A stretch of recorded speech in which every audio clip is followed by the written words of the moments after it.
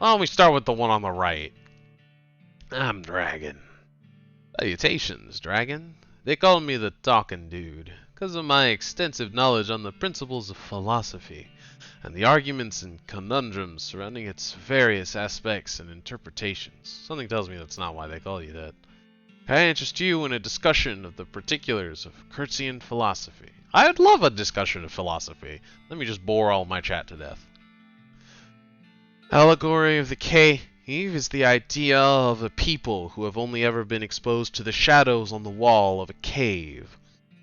If they do not understand the real world outside of it, nor the concept of fire that would be casting shadows. The purpose of this allegory is to explain how there are many principles and mechanics of the universe that humans may not be able to understand yet. For these people in the cave are completely and totally zoned in their own world. Their reality is the reality you have shown them, with shadows on the wall. To take these people out of the cave has changed their reality forever. It is also a metaphor for innocence, in that these people, once exposed to the real world, have an entirely new view of what the world is, what the universe is, and what it can be. A tree is a real tree, not this two-dimensional shadow on a wall called a tree that looks like a tree. A representation. It's been put in a different way for them to understand.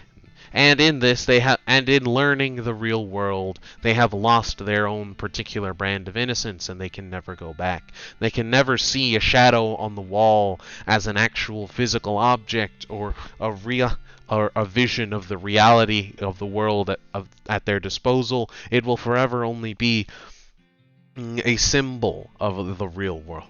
It's something that links to what the real object is and what it could be. Something you can touch and feel, that grows and breathes. This is the allegory of the cave, and it's the idea of these philosophical concepts that may not be fully understood by humans and can never be ununderstood once we have understood them. Such an interesting idea. I see. So, now that I've bored all of you successfully, I will now mash A for a little while here. The phenomenological reduction. Phenomenology is the study of phenomenon in the environment. It is actually a real thing, and I have gone to a conference on it. Oh boy, I'm boring today.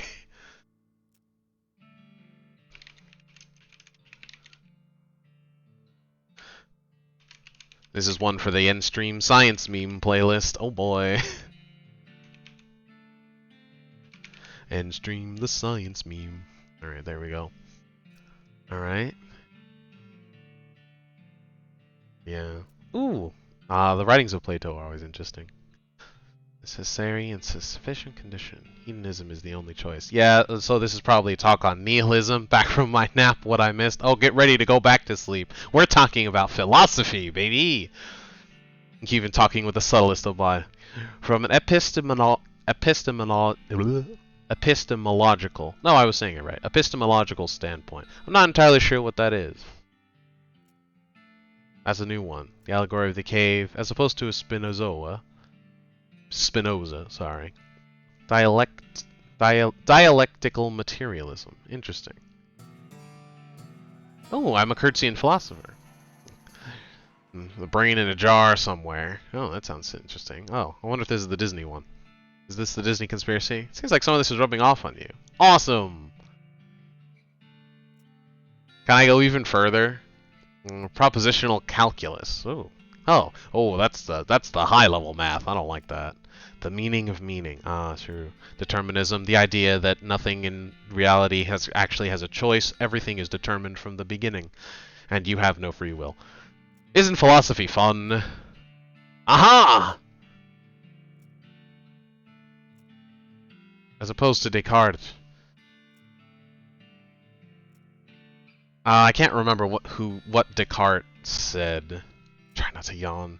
Your posture alone is enough to keep him talking. Interesting. Alright, we're done. Neat! What does that do? Back from my second nap, what did I miss? I'm smart now. Plus 10 mixicality! Worth it! You're well versed in Kurtzian philosophy. Or at least you're clever enough to pretend to be. Hey!